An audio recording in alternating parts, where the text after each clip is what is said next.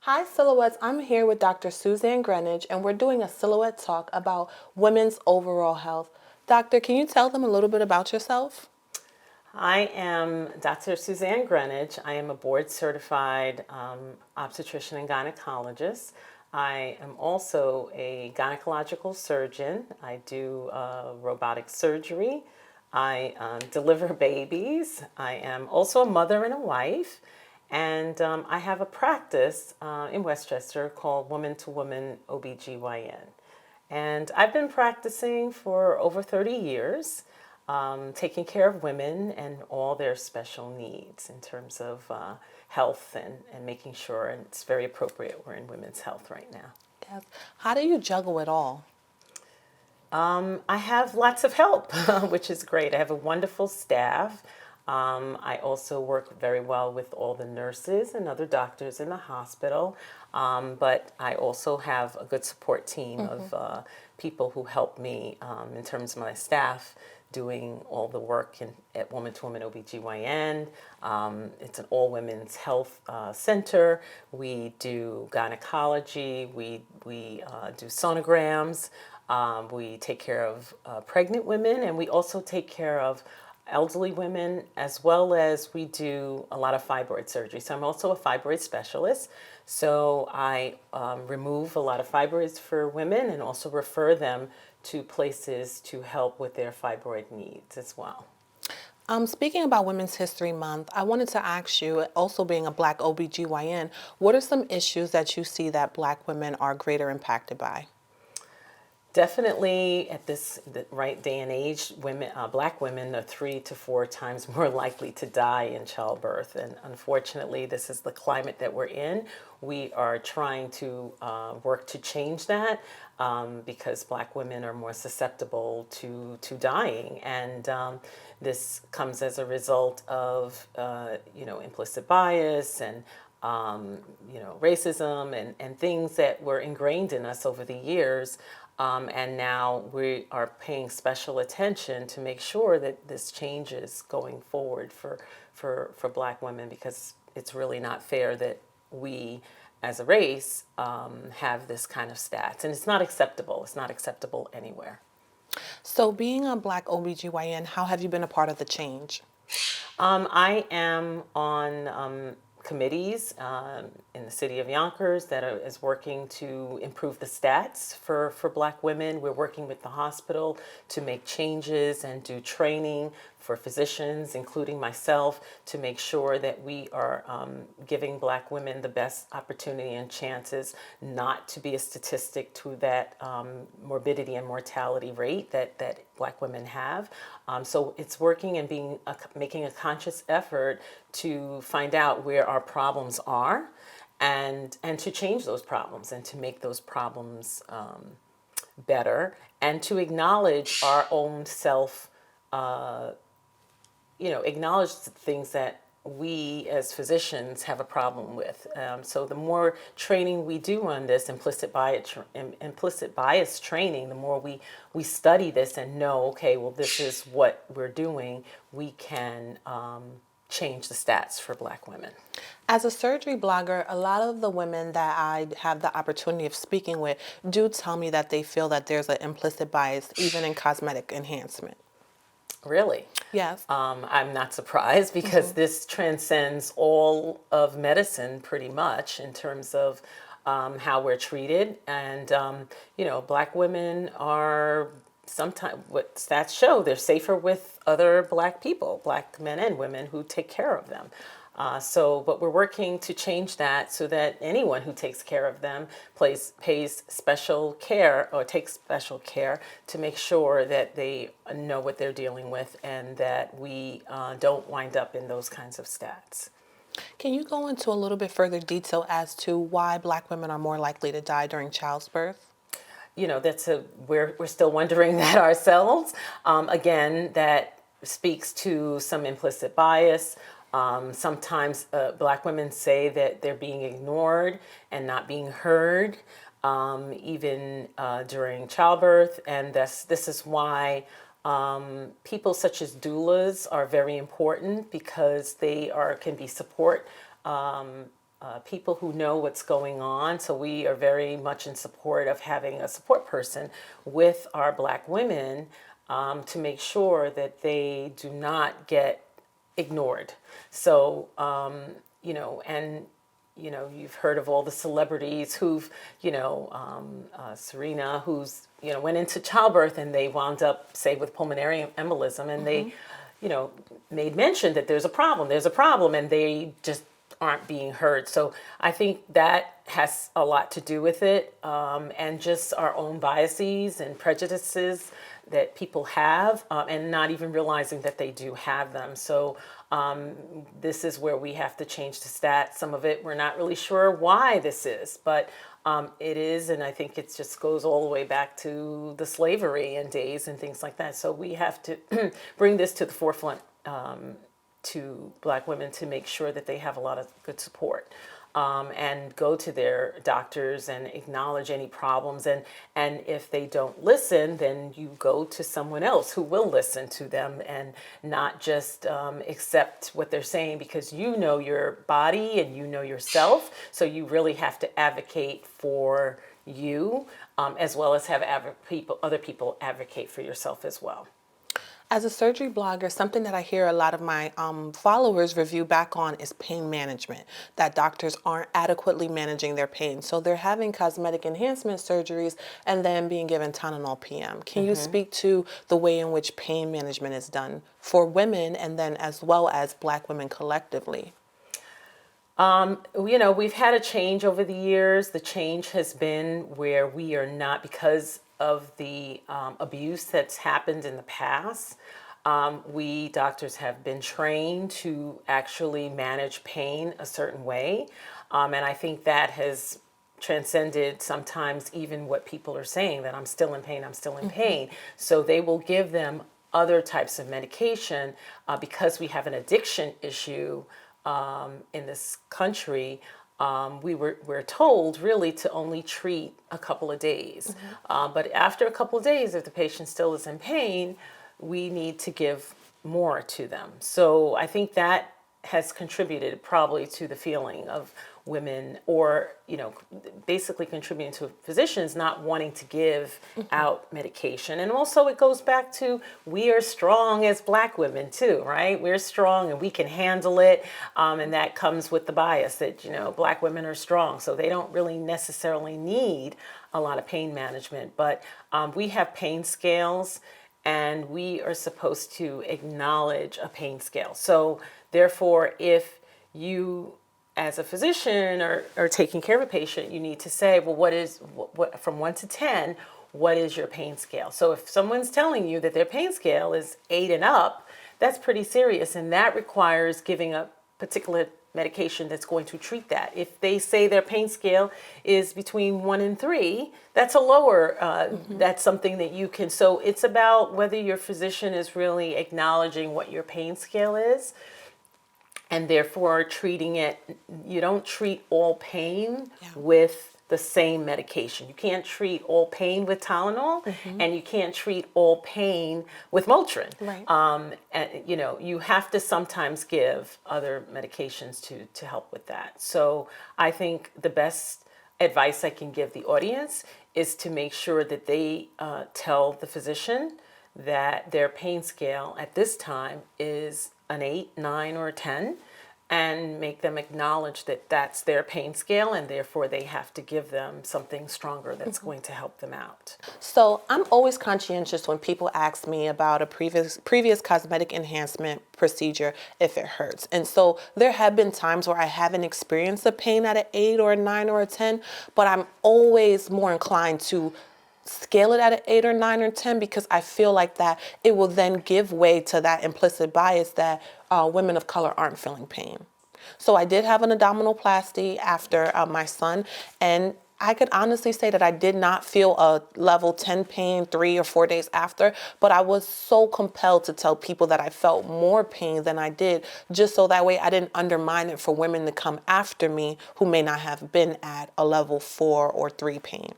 What do you think about that? Feeling the pressure to have to not be honest about pain so that way it doesn't impact the implicit bias? No, I think we should be honest, and we need to say what are true, because then it leads to people not believing you or not trusting you. It's like the person who cried wolf. If you're constantly, crying that it's X, Y, or Z and it's not, and then when it really is X, Y, or Z, people won't believe you. So I think we really have to be honest. If things change, so you need to hold your physicians accountable. So, at the time, you don't also want people to over-medicate you, and you don't want physicians to give you too much, and you don't want certainly to become addicted to medication. So there is that try to balance between trying to solve a patient's pain and do pain management versus trying not to give them enough to cause them to be addicted to it. So we struggle as physicians with both of those things. But I think we really need to be honest with our physicians. But I do also think that if their situation changes, meaning if you really are in a lot of pain, you need to call that physician and say, I was at a 3 or 4, but now my pain is at an 8 or 9. I'm going to require something that's a little bit stronger, at least for the next 1 to 2 days. And physicians should be compliant to that, because you're not asking for, to last you days and days. You're asking to cover this time period where you're having the problem. So I have another question about pain. If you've stopped feeling pain in a certain number of days and your prescription has not been completed, would you recommend that they continue with their prescription, or would you recommend them stopping because they're no longer feeling pain?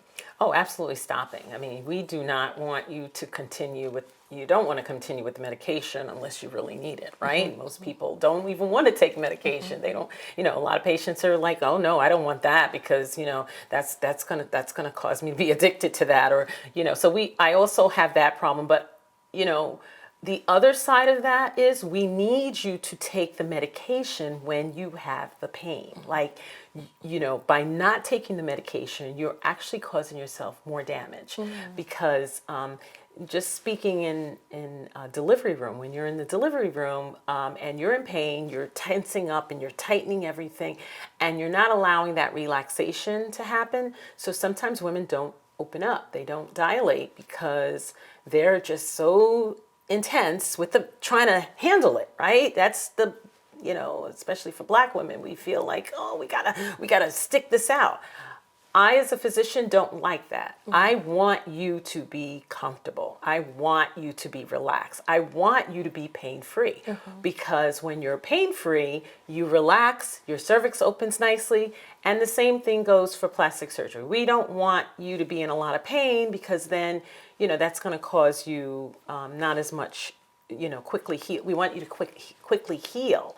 So, when you need it, you should take it. Don't try not to take it, but when the pain is done, you don't have to take it, right? So that was your question, like, if I still have this medication, should I take it? Well, there's something to be said by, as soon as you have the surgery, taking the medication round the clock, because that affects the fibers and causes the pain to be less. When you only take it when you have the severe pain, now you're at a 10 right now. We want you to stay kind of steady stream. So you're not kind of going up and down like this. It's better to have a steady stream, not to kind of go up and down. That's better for you. You did mention about patients keeping their doctors accountable and advocating for themselves. Can you explain to patients how they can keep their doctor accountable, and what are some ways as a physician you would encourage them to advocate for themselves? Well, during preoperative visit, before you have the surgery, these are times where you can talk to your physician about accessibility. And what do I do, doctor, if I have a question about X, Y, or Z? What's the best way to get in touch with you or someone that works for you in order to relieve my symptoms? Am I to call this number? So I think what you should do is know all the facts prior to having the surgery, and let them know that, if I do have questions, is it okay to call, and make sure, would I be able to get in touch with you? Would I be able to get in touch with your nurse?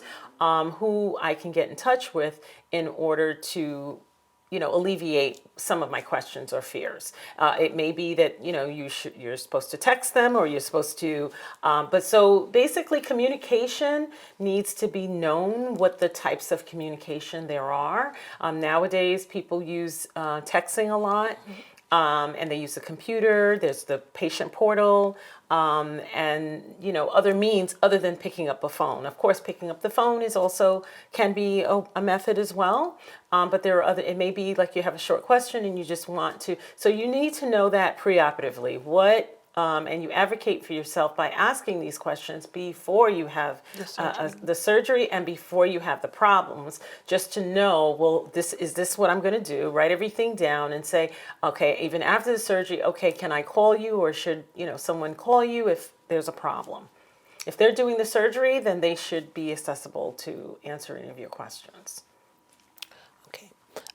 We see that a lot in Miami. The clinic model is that a lot of patients are meeting the doctor the day before surgery, and then trying to have to get all those questions answered. And then afterwards, they're following up with a nurse. What would you tell patients to do that are going through in a situation like that?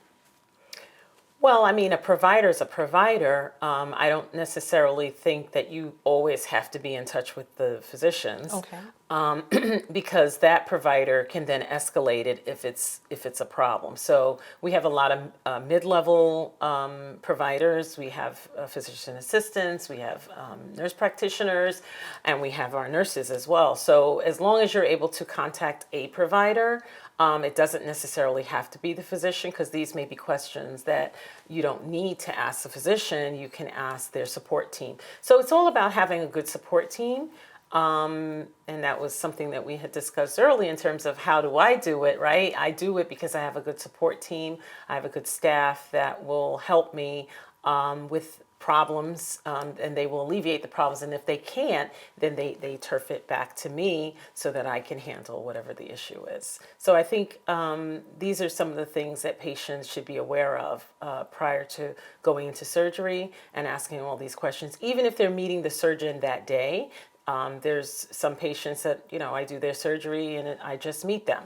That's not necessarily a problem. It's just that you need to know what the follow-up is going to be. And those are questions that you can ask anybody who's taking care of you. You can ask the nurse. You can ask, if it's a mid-level, you can ask the nurse practitioner.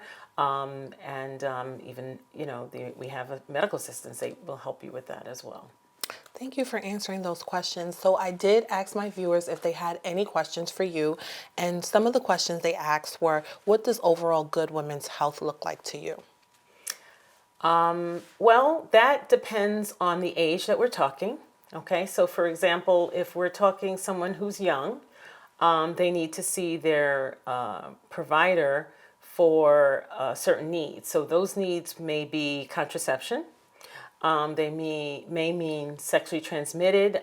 They may want to know about sexual health in terms of protecting themselves and using type of protection. So that may be something that a young person would be more interested in. And then we have kind of the middle-aged women. And what does that look like? Again, it's going to see your gynecologist every year. You don't necessarily have to have the pap smear every year, but women's health is about checking a woman from the breast exam to the pelvic exam to the abdomen, with or without a pap smear, depending on the year that she had a pap smear. So, for example, when we do pap smears, we do testing for human papillomavirus. We call it HPV. A lot of women may have heard of that. And so we test that in gynecology, and now it's been more about whether people have the HPV virus or not, whether their surveillance is going to be increased. And that may be that they come in in a year or 6 months to do another pap smear. It could be that they get a special procedure, colposcopy. So those things are what we check when women come in. And then we have our elderly women, maybe 50 and up, who we also want to order other tests for them, cholesterol checks and blood counts. We do that on women, younger women as well. But we also want to add a mammogram to that. Yearly, and we recommend women, and American College of OBGYN recommends women having mammograms every year after 40 and maybe even earlier depending on their family history. So, women's health is a broad topic, but it depending on what your history is. We also want to know about your genetics, and your family history. We want to know what things have gone on in your family. For example, if someone's had colon cancer, we need to make sure that you get screened. Probably at the age of 40, you need to have a colonoscopy. So it is a lot, but it depends. It's individualized. So there are certain things that we do every year on women, but there are things that can be added depending on what a person's history is, in terms of their family history or their and their own personal history, right? So you have diabetes in your family, you would want to check and get a hemoglobin A1c, which is a test to see the level that you may be diabetic or not. What do you have to say to women who do not have insurance or, are not able to see a certain provider because it's not within coverage? Do you have any suggestions for them? Oh, yes. I mean, most of the major medical centers have clinics that you don't need money to go to. A lot of women like to use the emergency room as their, their stop, but those are emergency room doctors. They're not gynecologists or medical doctors. They are there for really emergencies. So, but all the major centers have clinics that they will give you emergency Medicaid if you need that, and see you and not have a problem. It is unfortunate that women use the emergency room as their general stop, but I would just recommend going to these clinics that they can get you emergency Medicaid and you can be seen and they can't refuse you. So that's what I would say. We spoke about fibroids earlier. Can you please explain to them what a fibroid is and how often do you see that in women? I see that every day in women. 80 to 90% of black women have fibroids. But having fibroids, just to back up a little bit, fibroids are smooth muscle tumors. So they're growths that happen in women with age. But I operate on 20-year-olds because probably there's some sort of genetic component to it that they're predisposed to getting fibroids and that some of them are rapidly growing. So if you see a 24-year-old and she's got like a big fibroid, big being like 8 centimeters or something, that's pretty significant. She's going to continue into her 40s and that's going to grow. So those are some of the patients that I operate on to remove, and a lot of them want pregnancy as well. So we try to make their uterus better, just similar to plastic surgery. I find myself being the plastic surgeon of the uterus, which is doing myomectomies, and I remove, sometimes 30 fibroids out of someone in order to make their uterus better because of their symptoms. So women have fibroids. I would say most women have fibroids, but they're not always a problem. So they don't always require surgery, and we do recommend other types of procedures such as uterine artery embolization, which is a procedure that the radiologists do. They call interventional radiologists. And what they do is they block the blood supply to the fibroid, and it actually will shrink the fibroid by half. So that's recommended for older women who are not necessarily concerned about pregnancy. And so that is a solution sometimes for fibroids. It's not always that you need to go the surgical route. You can actually go the non-surgical route. Now, do you think that women should remove their fibroids before having cosmetic enhancement surgery? I don't think necessarily there's a right or wrong with that answer. Women need to do what they feel is right at the time. So, for example, if your surgeon or your gynecologist is recommending that you take out the fibroids, I would say that comes over before cosmetic surgery. But during cosmetic surgery, it's about the skin, so that doesn't affect us in terms of operating. If that was one of the questions you're alluding to, that having a myomectomy before or after an abdominoplasty doesn't necessarily matter. We go through that skin to get inside the belly to deal with the problem that's inside.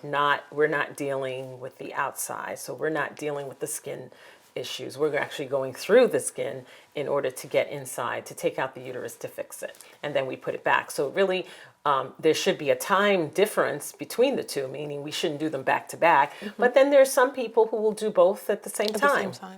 Yeah, and I've done many surgeries with plastic surgeons, and I go in and maybe do a hysterectomy or whatever, and then the plastic surgeon comes after me to close and removes and may do an abdominoplasty or do whatever surgery that particular person wants. So sometimes they can be done simultaneously, depending on the coordination between the surgeons.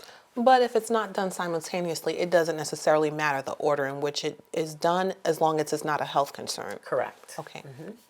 You did mention about doing a breast exam during a woman's health. My question for you is that does a breast augmentation impact a woman's ability to breastfeed, whether she gets the breast lift or just a breast augmentation? No, I mean, as long as there's no damage to the ducts and the breast tissue, women should be fine doing augmentation and breastfeeding. There are women that are not great breastfeeders, unfortunately, so it's not going to make them better in terms of, their ability to breastfeed. Some women just, are not great producers, and then there's others that they produce, tons of, they can donate to others, all right? So augmentation really does not, will not affect the breast tissue unless some sort of damage is done to the breast, and that can come in the way of possibly scar tissue, or as long as you have no infection to the breast. So can it affect? Yes, it can affect, but as long as the surgery goes smoothly, there shouldn't be any issues. But unfortunately, we know with any type of surgery, there are sometimes complications, right? So any of those complications can then affect being able to breastfeed. Have you ever heard of instances where the breast implant has impacted a woman's ability to breastfeed due to leakage, or is there a possibility of toxicity being in the breast milk afterwards? I mean, just the breast in general, it can leak, right? I mean, the implants can be leaking, and that's a problem. I've not had, fortunately, patients that have that issue. I think, they do surgery at reputable places, and I think it also matters where you do your surgery. You need to make sure that you're doing your surgery with people who've been doing it for a while and don't get into problems or complications such as leaking breasts, and it also depends on the implant that you're using. Certain implants need to be replaced after a certain number of years, right? So if women are not replacing them, then they're gonna actually leak and cause breast toxicity to the breast. So one, it matters where you're doing it. Two, it matters that you're keeping up with what the surgeon told you at the time. Three, they sometimes need to be replaced. So it is possible to have leaking and cause toxicity, but I think if you are conscious and making sure of what your surgeon told you at the time, and if there is a problem prior, you get that taken care of. But I could see where there could be an issue. I have lots of patients with breast augmentation, and they haven't had or a complaint of any issues with that. Some plastic surgeons say that women might lose the ability to breastfeed with doing a breast lift by 50%. Have you seen that in your practice? And would you recommend women who think they might want to breastfeed, if they need a breast lift, to wait until after childbirth or being done with having all their children? Yeah, I mean, I think, you're doing a procedure to the breast, you can cause problems, period.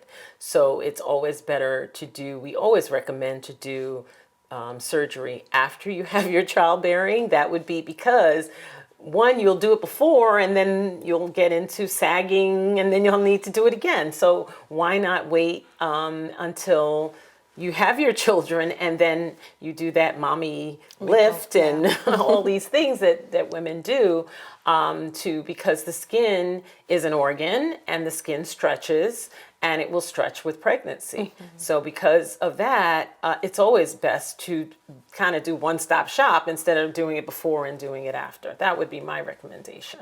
But I don't have a problem with young women who want to do it and then want to get pregnant. It's just best to do your exercise, keep your body in shape. But I think part of the issue for a lot of women is just the weight gain, right? The weight gain causes the issue. So if women can keep their weight stable, even after they do augmentation, then they'll be better off than having the augmentation and the surgery before, and then they gain weight, and then having to do it again. That's a great segue into the question I wanted to ask you about women are having surgery a lot younger. You know, I know it was like you said before that women will wait, then they'll do their mommy makeover in one shop and they're done with having their children. I've seen as reports as early as 13 years old in some foreign countries having plastic surgery, and with the possibility to then have a child later. Do you or have you seen any instances where doing a abdominoplasty or aggressive multiple rounds of liposuction has impacted the ability to carry a larger baby?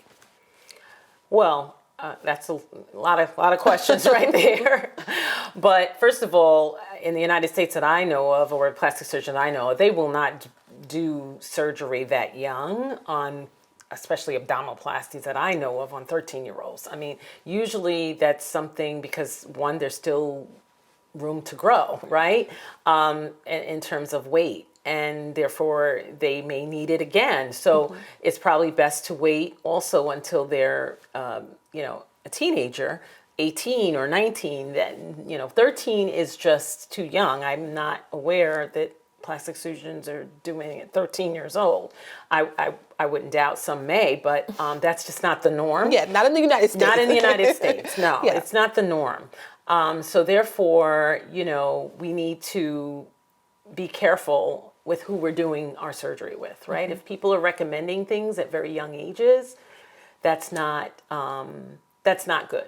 We really need to be careful and making sure that we're with reputable people, no matter what country we're going to, because I know a lot of women do surgery in Dominican Republic and different other places because it is cheaper.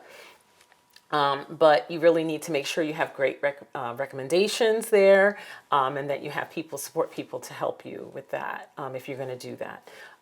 So no, I have not seen that young of age doing surgery in the United States. Most of them will wait until they're later on in their teens to do it. But the later teens that you do see doing that, when they do now decide that they want to have children, have you seen that the liposuction or abdominoplasty, that let's say someone who had a weight loss surgery and now they have loose skin, they may have had that surgery at 21, at 25 now they want to have a child, but they've done liposuction, they've done an abdominoplasty, and now here they are having their first child. Would something like that impact them?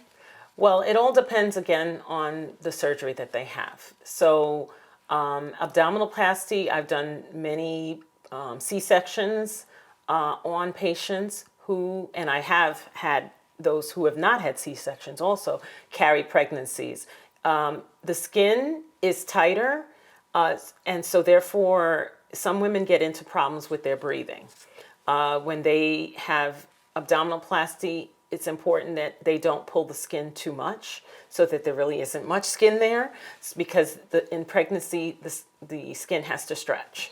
And so I've had patients who I've had to do deliveries quicker because they just can't breathe from having the surgery. So again, that is about making sure you're with someone who is not going to do very, very aggressive abdominoplasty at a very young age. I wouldn't really recommend that. When I say aggressive, I mean they're taking so much skin, making them so thin, and therefore they really look great, but then when they get pregnant, that skin has to stretch. So, and it can't because there isn't much there. So I wouldn't recommend doing aggressive. But yes, I mean, I think women can do abdominoplasty early. I mean, they are doing it early. And as gynecologists and obstetricians, we just have to deal with it, right? But the one who's going to be feeling that is the patient, right? We just manage the pregnancy, and the pregnancy's inside. So, but the pregnancy grows and then it pushes out the skin. So it can be very uncomfortable for a woman if she has had very aggressive abdominoplasty to do that first and then have a pregnancy. So we always recommend doing abdominoplasties after you have your children. How much weight should women expect to gain while they're carrying their child? We recommend, and that's a loaded question in that we need to know what the weight of the person is to begin with. So it could be as little as 15 pounds the whole pregnancy. Because if you have somebody who's 200 and something pounds, we don't need you to gain 40 or 50 pounds. But if you're on the smaller side, then yeah, we may say, okay, you can gain a pound a week with this pregnancy. So we have a scale that we use as to how much weight is acceptable depending on your weight. So that is a recommendation that your doctor will make once you go for your prenatal care. And they will say you should only gain 20 pounds or 25 pounds or 15 pounds. And that is because you have enough weight to sustain the pregnancy that you don't really need to gain too much. And obesity is a problem in pregnancy as well, right? Gaining a lot of weight is a problem for us gynecologists because then we have problems sometimes with diabetes and we have problems getting babies out because of weight as well. So obesity can cause us to have delivery issues and it can also impact your health when you are pregnant, and therefore the diabetes is a problem. Okay, women may want to know that if they have their surgery first and now that they've given birth and they had surgery, what would it look like for them? Do they usually snap back? Have you seen that? Or are they now stuck with that extra weight? Again, that depends on how much weight they gained, okay? That's why that was a good question. Because if they gained a whole lot of weight, 60 pounds, your body's going to be totally different. So therefore, you're going to have to lose that weight first in order to snap back to what you were pre. And you know, women have problems sometimes losing the weight after pregnancy. They're not able to snap back because that 50 pounds that they gain, they're still carrying the 20 or 25 of those pounds. So therefore the body won't snap back because of that reason. And, you know, skin stretches, and no matter what women do with exercise, they will need some possible augmentation if they want to, you know, fix some of those love handles. You can tighten your muscles, the rectus, you know, by doing exercise, but unfortunately the skin is still there and loose. And so that's why abdominoplasty sometimes is needed for women. Even though they do lose the weight, they still have that extra skin. Yeah, and that can be depressing for women, right? They want to look good, be a mother, and look good, right? We want to do it all. So those are the times that we need a little help from the plastic surgeons to do that. That's a great point when you said that women want to do it all. They want to look good. They want to feel good. And so that would go into women's health just not being about the biological, but also the psychological. Yeah, very much so. I mean, it's important when women's health is, you know, mental. I didn't mention it before, but mental is very important, right? We have a lot of anxiety. We have a lot of depression. We're trying to do it all, and doing it all can be depressing, and doing it all can cause us mental issues because we're trying to do it all. And maybe we feel like we're failing, or maybe we're feeling like it's just too much for us, but we have to do it. So yeah, part of women's health also, when we do exams, is we check on that. Are you depressed? Especially postpartum. When women come postpartum, we have a scale that we use. Are you able to get up and take care of your kid? Are you feeling? How are you feeling? So we have to be very sensitive to postpartum depression, and we have to be sensitive to depression, especially during this COVID time, right? It has a lot of us feeling a certain way, especially our children, because they've been on lockdown for so long. So mental health is really important for women's health in general. Well, with the pressure for women to feel and look great, what would you recommend for women who had large babies and now they decided that they may want to do a labiaplasty, would you recommend that they have a OBGYN do it, or would you recommend plastic surgeons? Because I've really been seeing a lot of plastic surgeons marketing to that G-spot or wanting to, get a woman's feeling or sensation back after giving birth. Well, labiaplasty is different Okay. than G-spot and all that, right? Labiaplasty, you have two lips. You have the labia majora and you have the labia minora. And the bigger lips, being the majora, sometimes the minora or the little lips are bigger than the majora. So that we call labial hypertrophy, or, where the lips are protruding. That actually causes women a lot of I find a lot of depression because of it. I do labiaplasties on women. It is a very rewarding surgery. Because I found over the years, it really does affect women to have these lips that are very loose. Exercise is a problem. Walking can be a problem. Having sex is a problem. So they're living this life of these lips that are not supposed to be out. And then it can cause vulvar issues. It can cause vulvitis because it's rubbing on the sanitary pad. So I've come to realize that it really is it can be a problem that needs to be fixed, and you need to have a good surgeon, whether it's a gynecologist that's doing it or a plastic surgeon, but someone who's been doing it for a while. As in all surgery, you need to make sure that your surgeon does this procedure often. So that's a question that you need to be asking your surgeon. Well, how often do you do these procedures? Any complications have you seen? What's your success? All those things you need to ask the person who's doing it. So yes, I've had patients that plastic surgeons have done them, and that's fine. And I do them as well as a gynecological surgeon. I do labiaplasties. I've done them on many of my patients. So, but I found over the years, I didn't really think, when I was training, I didn't really think it was a thing as much. And then as my 30-year history of, being in private practice, I've seen it to be very much a thing in terms of mental issues and also causing a lot of physical problems for women. Being on social media, I definitely see a lot of shaming around women. Memes are made about women, and they constantly refer to women that have that issue as having like a meatloaf vagina. So I definitely can see how if you have that psychologically, how that could be impacting for you. That's really good to know that that's really rewarding to do. Yeah, I have there's not a patient that I have operated on doing a labiaplasty that hasn't been very extremely happy, and it hasn't impacted and changed their life. Because they were suffering prior to that. And I've done them as early as 18 years old because of the fact that, this is very impactful for them, making them cry because, they're trying to do exercise and it's causing a problem for them, and or just intercourse. And they're, and because some of the lips get very long and they're hanging out a lot. So it definitely is something that can be important to take care of for women and women's health. Is there a reason why that happens to some women as young as 18? That's a good question. Some women, I think, are predisposed, but I'm starting to think that the pads, part of my health with women is telling them that sanitary napkins are not always for you. It's not always a good thing to be wearing sanitary napkins. We slap them on as women all the time, and I think that the tissue reacts to it.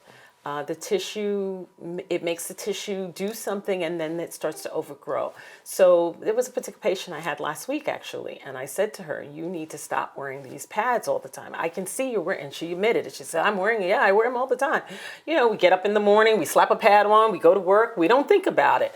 But just think about the fact that your skin, I always tell patients, and I always use this analogy, would you put a wet pad on your face all the time? When you walk around, you wouldn't do that. Right. So I was telling them, this down there is as sensitive as your face. So take care of my down there and make sure that you don't keep things around that's going to be irritants. We talk about irritants, and pads and napkins are irritants. I always tell patients it's better to use a tampon than it is and stick the string in, because even the string can be causing problems as well. I've had that happen in the past as to women and not know what is the issue, and then they're getting cuts because they're taking the string and pulling them up. So we're not really sure why some of the lip, but I'm having to suspect that pads are, especially patients who are chronic users of pads, it can't be healthy, it can't be good for the tissue, and it makes the tissue react. So that's one of the things I think is the problem. During a woman's health exam, when she comes in and you find out that she had cosmetic enhancement, is there a different routine that you may take with her versus somebody else who hasn't had surgery, or would it be the same? No, I don't find women with that's done plastic surgery to be different. We treat all women the same. I mean, in terms of approach, depends on, what scar they've had that may want me to go through that scar or not go through that scar. That would be the only thing different in terms of my approach to surgery. Whether, for example, some patients have up and down incisions for whatever reason. Well, I'm not going through an up and down incision unless I have to. For example, I may have to go in and take out fibroids or whatever. I will do an incision, a bikini cut incision, and leave her, vertical alone, because that sometimes is not a very good scar. The second and third time around you're going in, and it makes it indent and causes problem for the look of it. So I will do another type of incision. So that's where for me it matters. It doesn't really matter surgically what I'm doing, because again, most of my surgery is inside the belly. I'm not operating like plastic surgeons do on the skin. I'm going through the skin to get to where I have to go, which is your pelvic organs, whether it's your ovaries, your tubes, your uterus, or your cervix. I'm going through the abdomen to do that, or the vagina, one of the two. Those are the two places that I'm entering. And a lot of my surgery I do through little holes now. I do a lot of robotic surgery for women, so I take out uteruses through the little holes and bring it out the vagina. So I don't have to go in those incisions at all nowadays with some of the surgery that I do. I wanted to thank you so much for taking so much time out of your busy day to educate myself as well as my followers. Is there anything that you wanted to leave them with in regards to overall women's health and just how to be safer? Well, I think just going to the doctor, right? I think going and seeing your gynecologist is really important. I'm seeing a lot more cervical cancer because of pandemic. I'm seeing a lot more breast cancer. So just make sure that you are seeing a gynecologist and a medical doctor to check your health, and that you have accessibility to these people, so that when things arise, you can go to them. Some women have insurance and they do not see a doctor. And that is when, a lot of the women that come in, they haven't seen anyone. I find they're the women that wind up having problems. So if you're seeing someone at least just once a day, do that for yourself. Do self-care. Maybe during your birthday, say, I'm going to see my gynecologist, my medical doctor, I'm going to see my dentist, okay? That includes everybody that you want to see. One of the things that I think I recommend now is at the beginning of the year, when the new year turns, make a date for yourself. Call them and say, I need an appointment in September, or I need an appointment in November, whatever, and do that for the year, and then get all your appointments done. And then you're all set for the year. And some women do that around their birthday. So that's a great present for yourself. So nice self-care. Yes, and remember that self-care is not selfish. So thank you so much. That's right. All right. Bye, Silhouettes. Bye-bye.